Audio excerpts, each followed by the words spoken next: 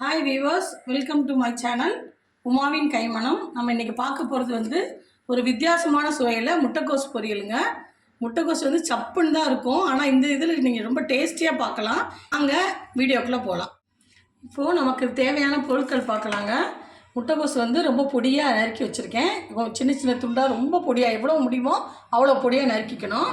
இதில் வந்து சின்ன வெங்காயம் வந்து பொடியாக நறுக்கி வச்சுருக்கேன். இது வந்து தாளிக்கிறதுக்கு கடலைப்பருப்பு, இதில் வந்து பச்சை மிளகாய் 2 பச்சை மிளகாய் நறுக்கி வச்சுருக்கு, தேவையான உப்பு, மஞ்சத்தூள் வச்சுருக்கேன். இப்போ வந்து நம்ம வந்து இது எல்லாத்தையுமே வந்து மொத்தமாக போட்டு நல்லா வந்து பிசைய போகிறோம். வழக்கமாக வந்து வானிலையில் வந்து நம்ம வந்து வதக்குவோம். ஒன்றா வெங்காயம் பச்சை மிளகாய் எல்லாம் வதக்கிட்டு தான் நம்ம வந்து சேர்ப்போம். ஆனால் இந்த ரெசிப்பியில் வந்து நம்ம எல்லாத்தையுமே போட்டுடணும்.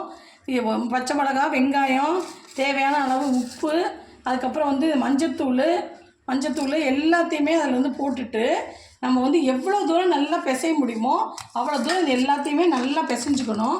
நல்லா பிசையணும், கை விட்டு நல்லா அழுத்தி நல்லா பிசையணும். பிசைஞ்சு வச்சுட்டு ஒரு 10 நிமிஷம் நல்லா ஊற விடுங்க. அதுக்கப்புறம் தான் அதை செய்ய முடியும்.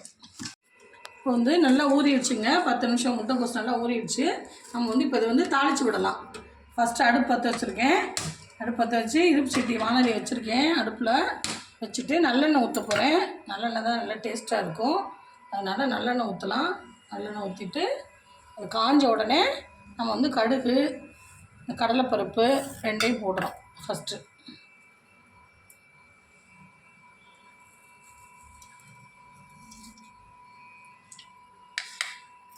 கடுகு வெடிக்கட்டும்.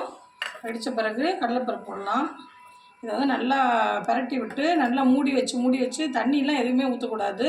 நல்லா புளிஞ்சு போட்டு லோவாக அடுப்பை வச்சுட்டு நல்லா பரட்டி விட்டு வேக வைக்க போகிறோம். கடலைப்பருப்பு போடுவேங்க. அவ்வளோதான். வெங்காயம் பச்சை மிளகாய் எல்லாமே நம்ம அதில் போட்டிருக்கோம். உப்பு எல்லாமே அதில் போட்டு பிசைஞ்சு வச்சுருக்கோம். அதனால் இது கடுகும் கடலைப்பருப்பு மட்டும் போட்டுட்டோன்னா போதும். லைட்டாக கொஞ்சமாக கலர் மாறின பிறகு நம்ம வந்து இந்த காயை எடுத்து அதில் போடுறேன்.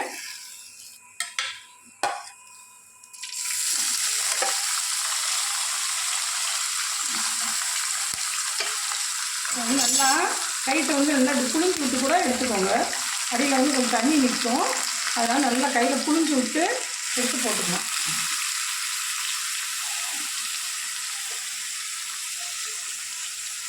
அவ்வளோதான். இப்போ வந்து நம்ம நல்லா அடுப்பை வந்து லோவில் வச்சுட்டு நல்லா கிண்டி விட்டுட்டு நல்லா மூடி போட்டு மூடி வச்சு 5 நிமிஷத்துக்கு ஒரு தடவை வந்து நம்ம வந்து மறுபடியும் நல்லா கிண்டி ஒரு 10 மினிட்ஸ் நல்லா வேக வச்சோம்னா சூப்பரான வந்து வித்தியாசமான முட்டைக்கோஸ் பொரியல் நமக்கு கிடைக்கும். இப்போ வந்து நல்லா வந்து வதங்கிடுச்சுங்க. பாருங்கள், அது வந்து நல்லா சாஃப்ட் ஆகிடுச்சு. இப்போ வந்து தேங்காய் வந்து கொஞ்சம் பவுட்ரு பண்ணி அதில் போட போகிறேன். தேங்காய் போடுறேன்.